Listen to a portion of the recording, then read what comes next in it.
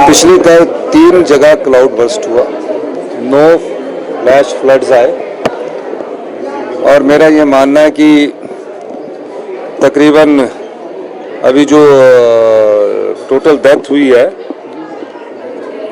वो 3 हुई है, 1 इंजर्ड हुआ है और कांगड़ा में 3 डेड बॉडीज मिल चुकी है, 6 लोग मिसिंग है।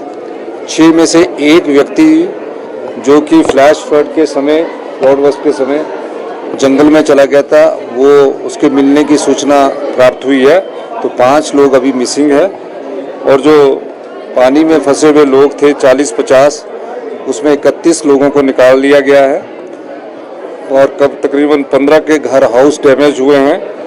2 नेशनल हाईवेज को बहुत डैमेज हुआ है और मेरा यही अनुरोध रहेगा कि नदी नालों और के पास पर्यटक भी ना जाएं, नदी नालों से दूर रहें और बाकी जिला हेडक्वार्टर्स के इर्द गिर्द के सारे स्थान सुरक्षित है, वहाँ रह सकते हैं। नदी नालों में जाकर कोई साहसिक खेलों का प्रदर्शन करने की अभी कोई ज़रूरत नहीं है, क्योंकि बरसात में नदी नालों के किनारे जाना या अपनी जीवन से खेलना होता है, तो इस दृष्टि से भी वो बचकर रहें।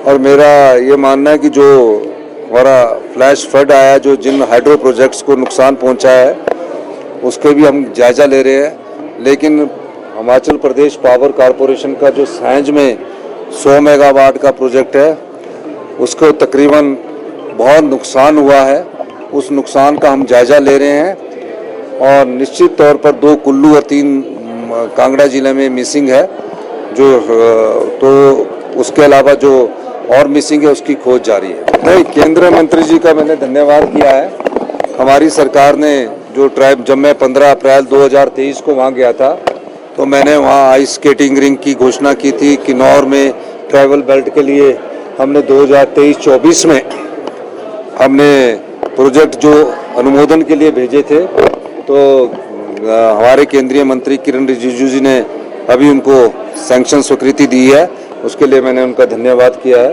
कि माइनॉरिटी और से जो आपको ने पैसा दिया उसके लिए आपका धन्यवाद है। लेकिन कुछ भारतीय जनता पार्टी के जो नेता है विपक्ष के, वो उनका श्रेय लेते हैं। फेडरल स्ट्रक्चर में श्रेय लेने की जरूरत नहीं होती, काम करने की जरूरत होती है। चाहे केंद्र में सरकार किसी की भी हो, आपने काम नहीं किया, आप 5 साल में कुछ नहीं ला सके।